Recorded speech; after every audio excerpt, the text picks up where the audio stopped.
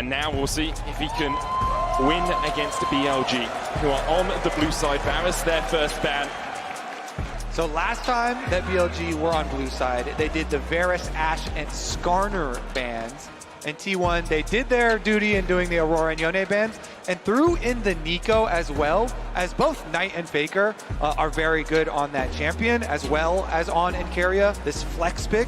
But I'm really curious, will they still ban the Nico once again? I think it's Kalista. I think they'll take it away. I think it's proven to be too strong in this series, and I don't think they're going to allow it to go through. Honestly, I agree with you. I just think that the Kalista is just such a powerful bot.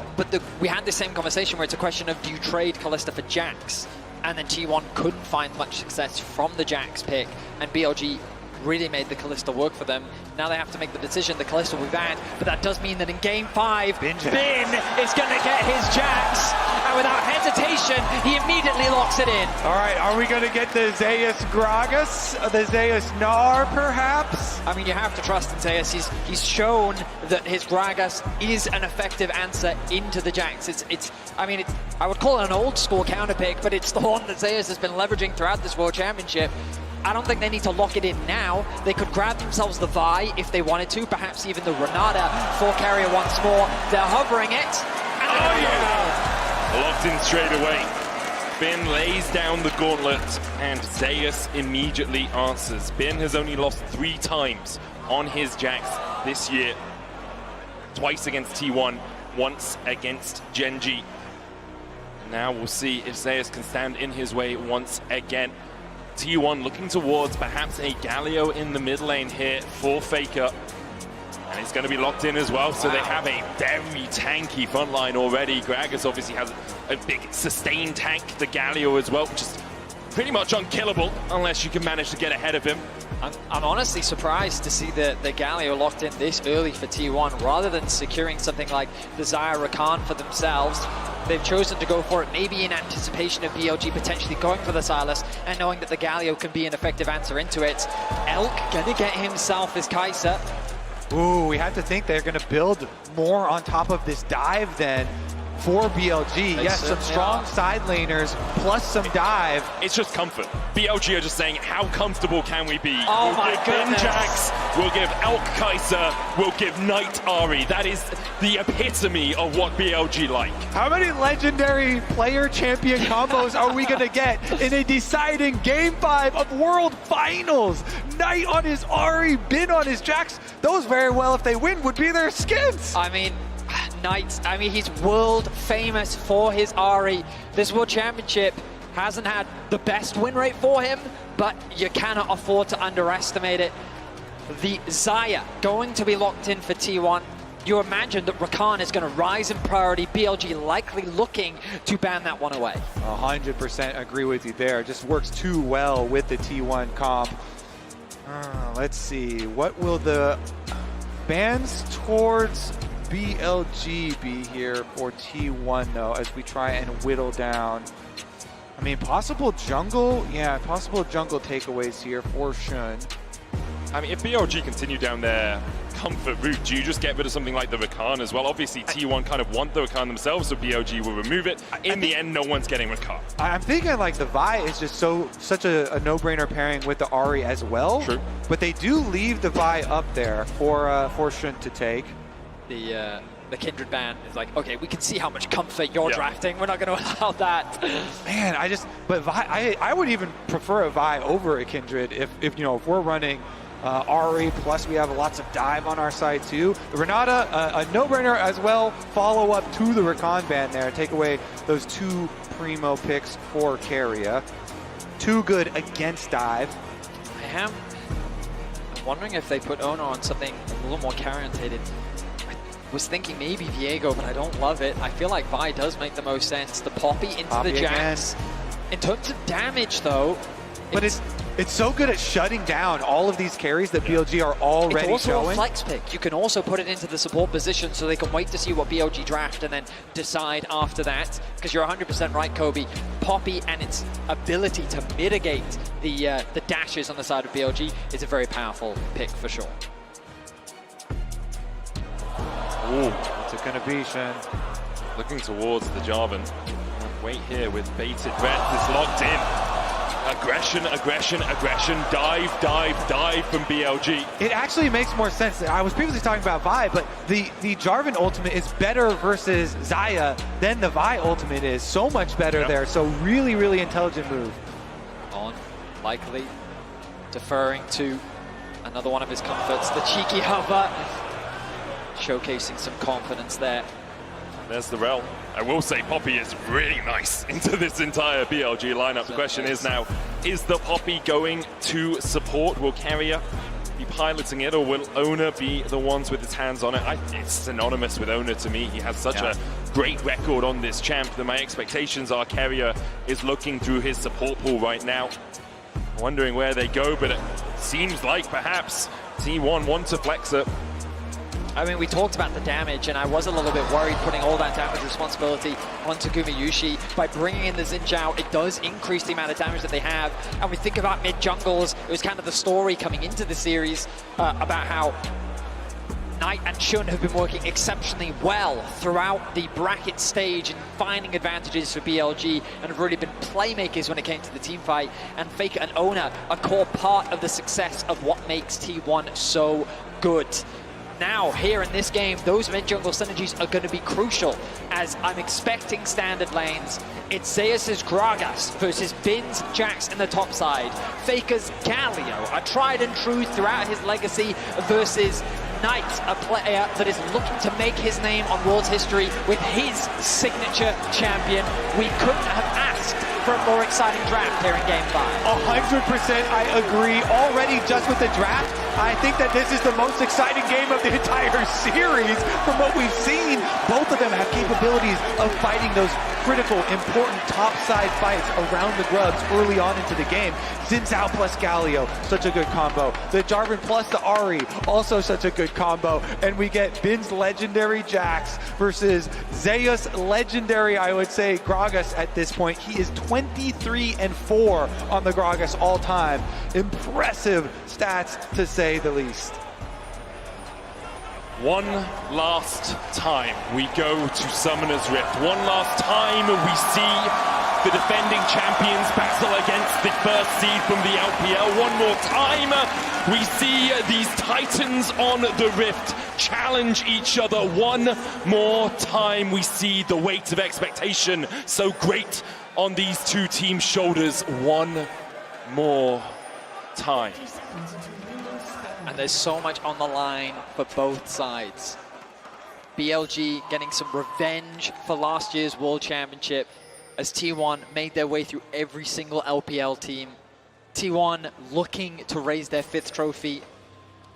LPL and BLG looking to hoist the Summoners Cup. So much on the line, and a single game will decide it all. A standard line of scrimmage to start off the game.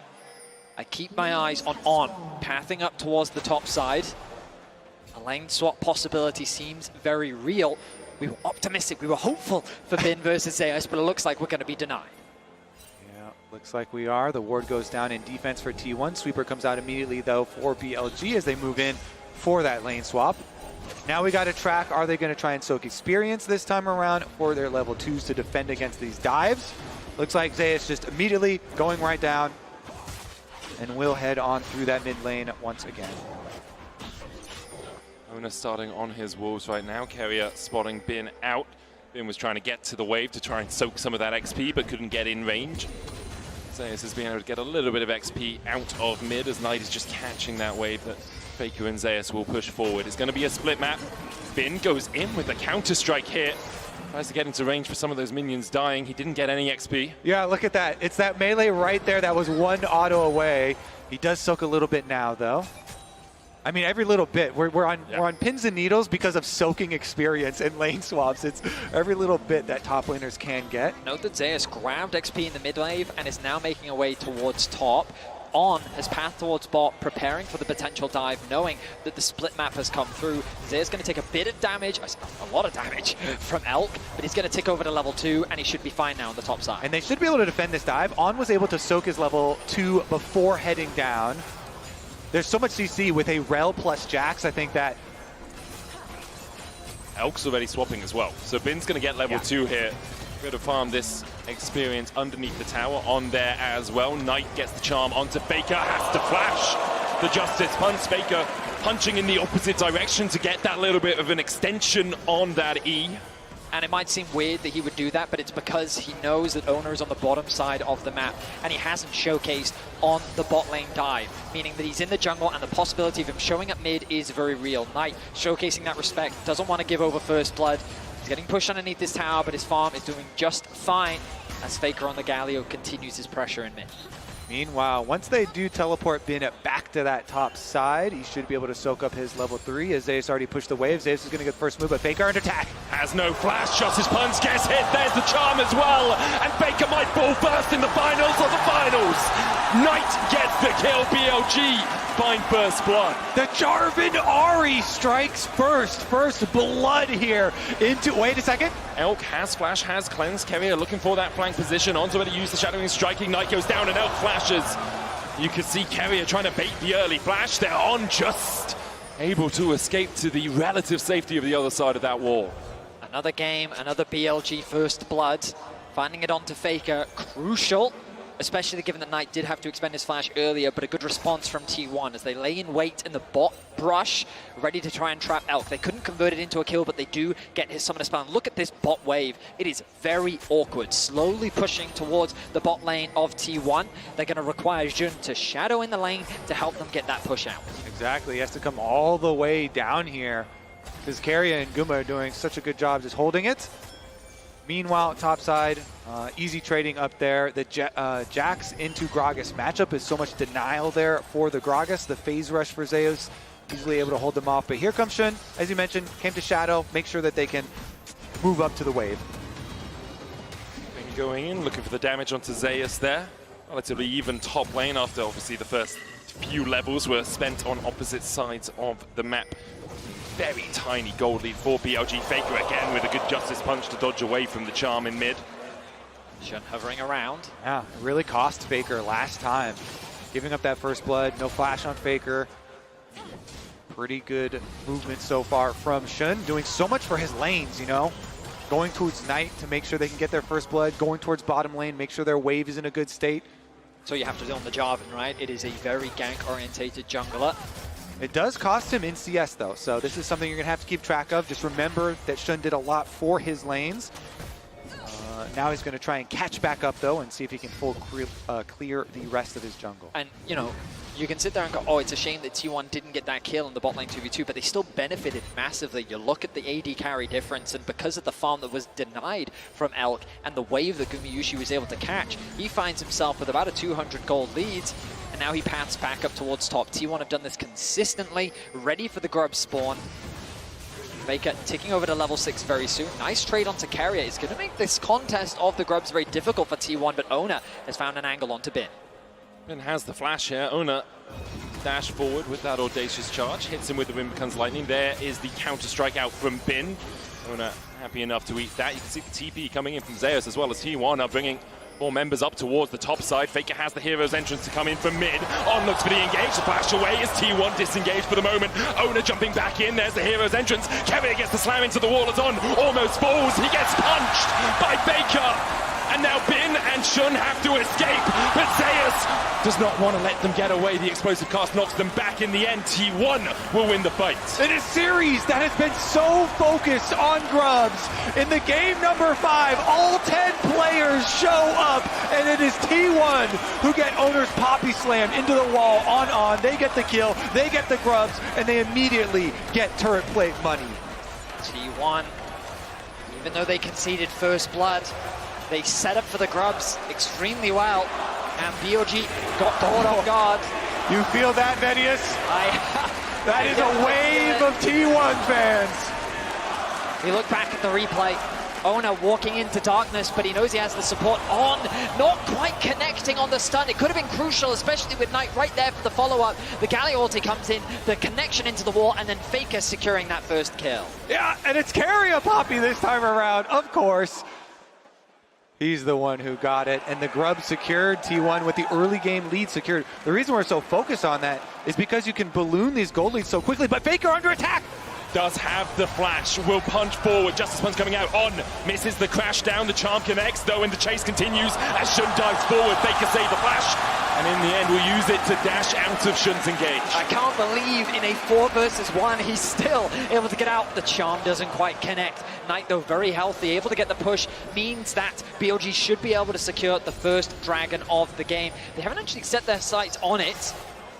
No TP available for Faker. I am a little bit surprised. The bot push is going to come through for Gumayusi, who has sticked over to level 6. BLG right now, resets come through. Elk making his way back towards bot now. More turret plate money, more demolished procs, Void Grub passive. See just the pressure that Faker's absorbing in the mid lane. T1 now using that to garner a 1.7k gold lead. Gumayushi's been picking up plate after plate. Oner now looking towards this bot side. Elk yet to hit the level 6, still half a level of XP away. Elk has to run, supercharges his way back in the lane. I mean, the Xayah is just so far ahead here. 2 levels for Guma over him, not to mention all the extra gold, the biggest gold lead holder on the team. So much to know. Oh, Keria goes in and down goes on. Keria turns him off. And the question is, will Elk stay around? Because he's still not at that level 6. I mean, a masterful performance from Keria in the top lane grub fight, along with this play in bot. He is just finding those angles for Poppy to connect into the wall. T1 find another kill, extend their gold lead to 2k, and they'll secure the first dragon of the game. And it is a very tall task here for BLG to get Elk back into this game. Xayah is so weak early on and being denied so much early into this game. It's going to be very hard for BLG to get their dive comp really online and get him scaling up into being a threat. Very far in the future, you're going to have to look before Elk is really a danger. Knight felt the pressure of this position last year on JDG in the semifinals. It was T1 that denied JDG the Golden Road. Hoping to get revenge. He is one of the players that we will be keeping our eyes on as this game continues. His Ahri has been able to turn around some incredibly difficult games before. The pick potential is real, but right now Guma is just going for it. Oh, Keria with a good set fast personal TP coming in from BLG as they look there he comes to make the play. Spear rush forward by Knight, holding the charm, doesn't get stunned. The charm hits Keria. Flash forward with the counter strike. Keria falls first as Gumayusi brings the feathers back and almost takes down on. Oner caught underneath his own tower, but he will fall even in the cataclysm. BLG find 2. Guma's walking away wounded. And just as we talk about him, he makes the play happen. 3 kills now for Knight. A fantastic TP to bring BLG back. Speak his name and you will invoke the magic of Knight's Ahri. That just fully funded Malignance and the shoes upgrade. Lucidity acquired. That ultimate cooldown now for Knight will be so low. T1 though, looking back at the grubs, they want to get at least 4 for their Void Might spawn. Despite a really good play there from BLG. I mean, yeah. The bot tower falling means that there's a huge wave as well. Knight forced to catch it, doesn't have the TP. Bin and Knight committing all of their summoner spells to make this play happening. The idea of shutting Gumayusi down is so important because of how much of a threat he is. Bin gets a nice flash, 2-person stun off, and they give the initial kill over to Knight. On's then able to disengage while Gumayusi does get away. Knight's able to secure the second kill as well. The kills in favor of BLG, but the gold still in the hands of T1. So much pressure on the shoulders of these BLG players, and now even more so onto that of Knight, a player that is so well renowned in the LPL here, really looking to take that last step and acquire his first world championship. He is the richest player in the game on Ahri, such a playmaker. Can he do it? That's the question that everyone asks themselves in moments like this as well. For BLG, it would be the first time they have won a world championship. For T1, it would be their 5th. Faker so often leads the charge. Now it's Knight who has to take the charge into his own hands. Keria looking at the stun into the wall, the TP coming in behind as T1 begin to draw out their battle plans. Faker looking for that flank, BLG disengage. T1 can't quite find the fight that they were looking for right now. Faker doesn't quite realize he's sitting on a ward, but chooses not to overcommit to the play. TP's in ready for the action to kick off, but nothing too chaotic just yet. A minute and 15 until the next Rift Herald spawns. The bot lane has been completely abandoned. As T1 looking to now provide support for Zeus. See if he can push that wave underneath the tower. Keeping my eyes on the minimap. On has gone to reset, so it's BLG that'll be forced to concede for the time being. As T1 have numbers on the map, but On is quickly making his way towards top. Elk catching that wave in mid is crucial for him as he tries to close that gold gap between the two AD carries. Galio ult is available here. Remember, for Faker, you have to be careful as BLG. T1 have that safety net. Wave clear from Knight, though, coming through with the Malignance completed and level 9. The Q is going to be doing enough damage to help clear out those waves, but Gumayusi not slowing down, going to catch another wave as the resets now come through from T1. Dragon spawning in 55, the Herald in 25. And again, the reason we're focusing so much on Knight, him getting all of this gold, is because Elk has been put so far behind in this game. It's going to be a while before there is another really big carry threat on the BLG side, and so Knight is their big threat of getting kills. Bin, of course, on the side lane is going to look to farm up and scale up some more money on the Jax, but that as well might take a while. And typically, Xayah is a difficult AD carry to kill. Thanks to the feathers, thanks to the ultimate, but with a Poppy and a Gragas and a Xin Zhao and a Galio, it's going to be even harder, and it becomes that question, as you highlighted in Draft, Kobe, can the Jarvan actually lock the Xayah down? The flash is about to come off cooldown for Gumayusi. Both neutral objectives are alive. It's T1 that set their sights on the Herald, and they're going to be the ones to start this objective off. Now they will begin it. They have the vision control around there as well. You can see Knight pushing in the bottom side, does have the TP. He's also the only gold lead on his team right now. A few more seconds until Knight's TP is available. It looks like that they are just going to concede it as the bot side of the map becomes BLG's priority. Tier 1 going to be happy to secure the Herald and the top tier 1 as well. No one could really gain purchase on the mid wave as it's just cleared out by Elk and Zeus. But Tier 1 do have a tempo advantage here, and they're looking to keep the pressure on top side. Top side objectives have been turned so quickly into tower gold during this series. They're looking to do it again. Knight's still working his way through that bot side. Tier 1 will now take it, then TPs to try and save the Tier 2 in the top side.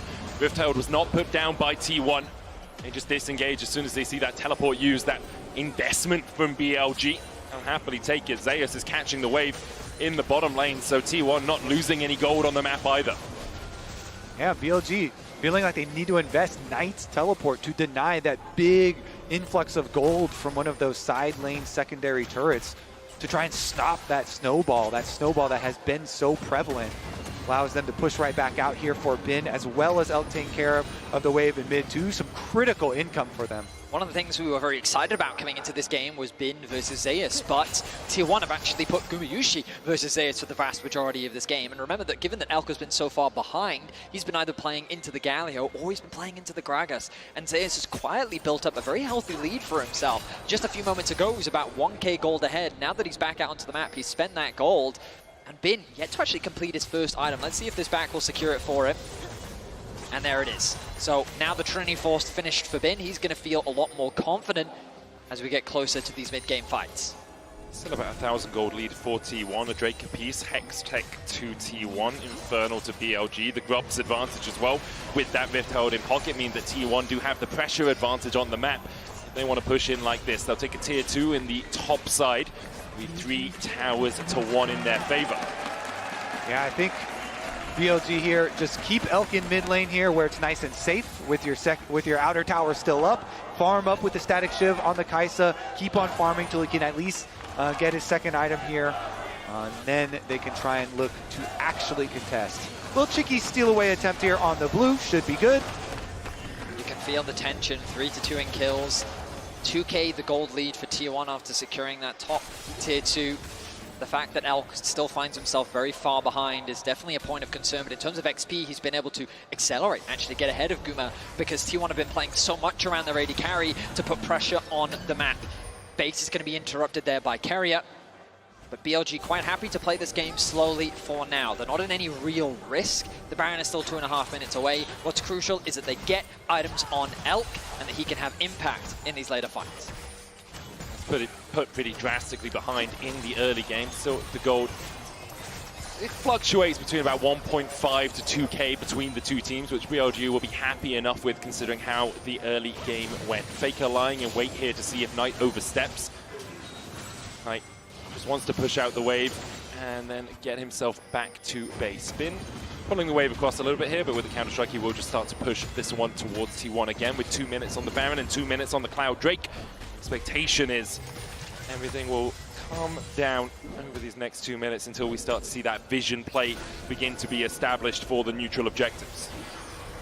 Yeah, BLG doing their best to clear out the deep vision that was left behind by T1. Whenever you're retaking the opposite side of the map, you have to be so careful clearing out those wards. Because they are good at getting off these very quick flank plays. Carol used for that prio mid. Charge won't be enough to take the whole tower, just a nice little chunk there, soften it up. Bin does have a tower in that top lane that he can start to pressure towards. You can see Zeus working his way up towards that, but I think Bin with enough time should be able to just chunk that tower down. It will be BLG's second of the game. Zeus there to respond. Shen pathing towards top as well. The pressure perhaps towards them, but it's this game of this ebb and flow where Faker pushes out bot, he then goes into the fog of war, Knight has to answer, so BLG realize, well, we can't force a play because Faker's always going to be able to respond first. Knight answers the bottom side, then TP's back in, so now BLG have the impetus to put a bit of pressure back down onto the map. I mean, Faker recognized the TP came out of mid, immediately pings back towards bot, wants to push out another wave, says someone has to come and catch this. It's Bin that's going to be forced to go back to base to head towards bot because he's the one that has his TP available. They're going to send Knight now over to the top side of the map, but the problem is you've now got your TP-less mid laner on the top side with Dragon spawning in 30 seconds. Yeah. So with the push they've been able to get on bot, Faker gets a quick base off and he's already back out onto the map. T1 are going to have set up for this Dragon, and I feel like BLG is just going to force to concede it. Yeah, BLG, they need to open up the map more so they can start to make use of some split pushing and some Kai'Sa ultimate follow-ups. And so they do have everybody hovering on top side. They were thinking about trying to finish off that outer tower. They don't want to overextend too early for it, though. I think that they should commit to it, though. T1's obvious play next should be towards the Dragon. They've set up good vision towards it, and Knight knows that he doesn't have TP and he's on the top side of the map. They will spot out Faker as Bin and Zeus go back and forth on trades, but you're seeing how effective this Gragas is. Cosmic Drive Thimbleweed is doing a lot of work here. They get the knockback as well. Keria with the steadfast presence position is here to try and help out his top laner. That Thimbleweed Cosmic Drive combination is causing a lot of headache for Bin. That and the phase rush, some very useful tools for Gragas to always keep you at arm's length or belly's length in his case. Meanwhile, Knight did end up finishing off that outer tower, that extra gold that they wanted in payment for the Dragon. So they still got a bit of what they wanted. BLG kind of giving up the minimum amount here in order to still get some trade back. Ultimately, yeah, I think it's the best trade for them rather than try and force the fight around the Dragon at this point in the game, especially when you know that Elk still hasn't even completed his second item. Meanwhile, Gumayusi, Infinity Edge. Such a powerful item spike for the Zion. Elk just finishes his Ginsus, as you say that statement, Betty. There is 2 items on the Kai'Sa, but she scales up so well as the game goes on. When I get towards the time when that W is just artillery more than anything else.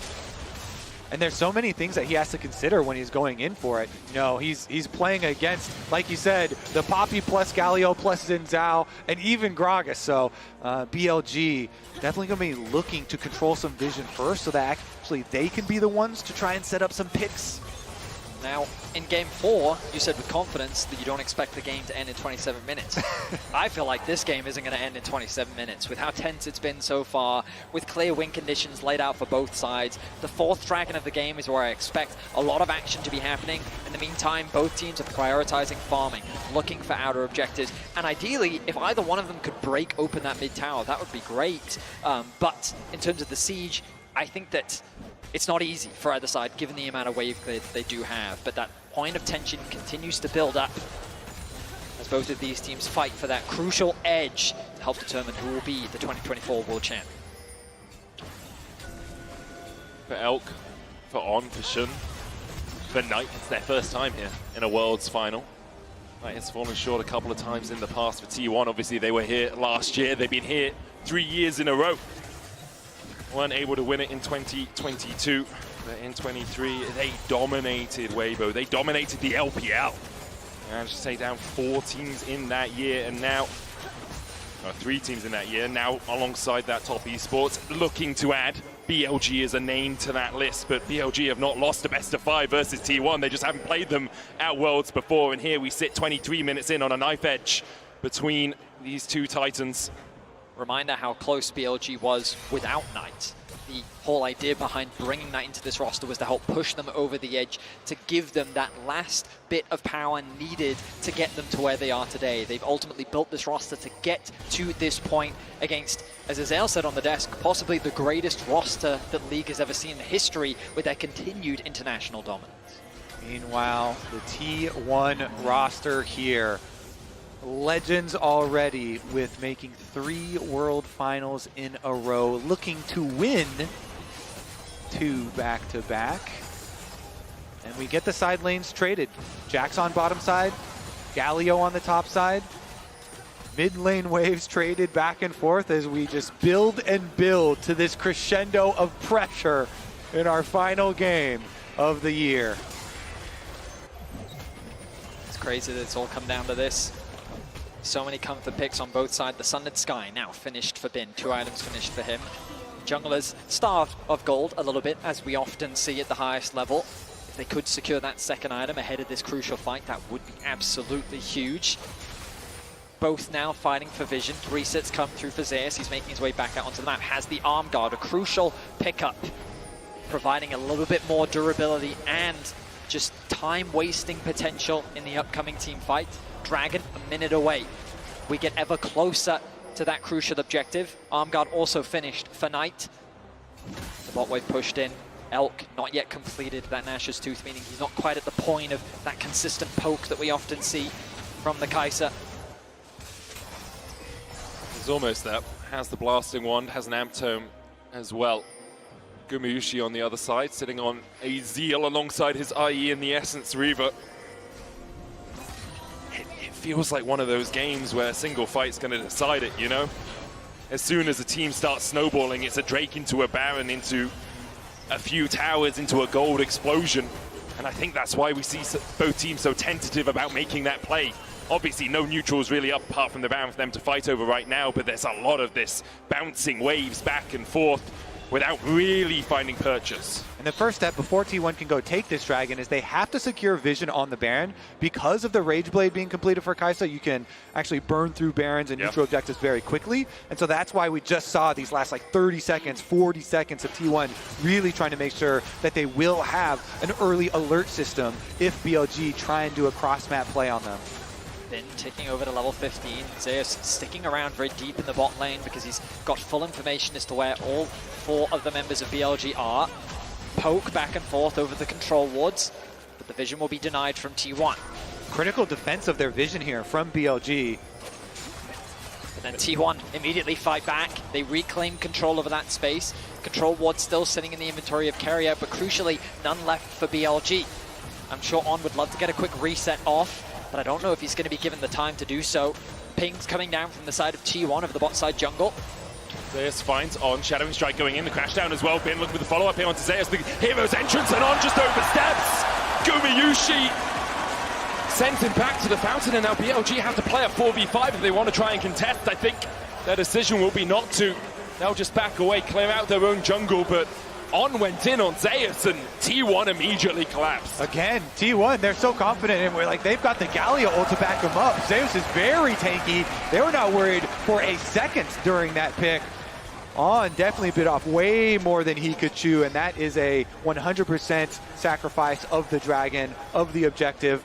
Critically, it is just putting T1 to that sole point and not breaking the game quite yet. Gumayusi picking up the Phantom Dancer, immediately swapping it over for the Nabori Flicker Blade. Help securing that kill, giving him a nice injection of gold. You can hear the support from T1 from the crowd. The BLG supporters ever present in the arena as well. You have to believe that T1 are very confident in their team fight and their strong setup here. I mean, why wouldn't you with how strong Gumayusi is? And so that's why maybe you see BLG wanting to rush into some picks whenever they see anyone, because they do kind of feel that unspoken mounting pressure facing them. You can feel as well, just kind of on the map how T1 is slowly but surely beginning to gain more control. BLG feels like that they're being pushed back even further onto their side of the map. And T1 remaining calm. Of course, this game is far from over just yet. That deciding fight is yet to happen. All summoner spells are available for everyone on the Rift, TPs included. The next dragon still a ways away after T1 secured that mid-tier 1 from BLG. The Baron becomes a very scary point of contention for both sides. How exciting is it that our entire year of professional League of Legends is going to be condensed down to presumably a big fight now to break open the entire series and determine the world champion. It's just absurd, and for the players down there as well, that weight on your shoulders. I'm nervous, and I'm not even playing. It's just monumental. It's not just you, it's not just your team, it's your fans, it's your family, it's your region that have supported you through thick and thin. And Oner, very close here. Pressure on you, Shadowing Strike going wide. Shun tries to dash across the wall, but immediately he's locked up, goes in with the Cataclysm. Gumayusi pops the Feather Storm. Oner looking to re-engage onto On. Shun down to half HP. Ben gets onto the back line. Gumayusi cleanses away, but Ben has already put him in the dirt. Kevin is next up. BLG find 2, T1 able to back away for the moment, but the TP behind by Ben as he looks for a little bit more. Oh, they go back in! Faker flashes in, and down goes Knight! Once again, when you need someone, when you need anyone to stand up and show just what this game's all about, it's Faker! He finds another T1 5-5, and alongside it, the Baron in their minds! The hero's entrance was true to its name as Faker in T1's dire moments descends from the sky, and T1 turned the fight in their favor. The crown may be heavy, but it belongs to Faker, and they're going to pick up the Baron. What a turnaround! Unbelievable turnaround. BLG had started out so well. They killed Gumayusi. They had them on the run, but the turn from T1 was better. The flank that comes in from Bin to follow up the engage from Jun, and crucially you're gonna see a charm come through from Knight that forces Gumayusi's flash. You think that the combination between Knight and Bin is enough. Taking out Gumayusi should have been the key. So look, the ultimate comes in from Shun onto Gumayusi. He's gonna ulti because he has no choice, he has to in this situation. And then the charm from Knight there forces the flash from Gumayusi. Bin sees the angle, so he flashes, sidesteps the knockback, and he's able to work with ult to get the kill. And at this point you think the fight is over. Exactly, then they're on the chase. Knight goes, he just barely doesn't have the range on his charm onto Oner, and they're teleporting for the pincer, but just as they're teleporting and Bin has to walk back to the fight, that's when T1 turned. Such fantastic play and such confidence. The TP, the awareness from T1 to realize that that TP was a mistake, and then to create the collapse to turn it in their favor. Unbelievable turnaround from T1. Teleport, the 4-second channel time, and T1 strike. Wait a second, topside, Zeus under fire! Zeus caught out, killer instinct in by BLG, collapsing 4 members strong, the hero's entrance. Oh, Zeus! Faker joins the fight! Elko with the stopwatch, Faker in the middle of them all, and it seems like death may have arrived, and his name is Faker! He's here for your lives! The rest of T1 begin his collapse, Faker's gonna fall, as he pulls the stopwatch, manages to buy himself a second. Oner here to save his mid laner once again, and Faker still stands! He has ascended! He stands above it all! And he looks hungrily at that world's trophy! The unkillable Demon King! Unkillable one more time! Unbelievable once more! How does he keep doing it? I mean, with the Baron buff, 4 members dead, it's only Knight left to defend his base. His crumbling kingdom at the hands of T1.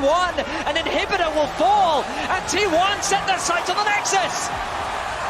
Knight goes in with the Spirit Rush, lands the charm as well. The first Nexus tower's fallen, and T1 are just looking for the prize. They're hungry for it. T1 are the past, the present,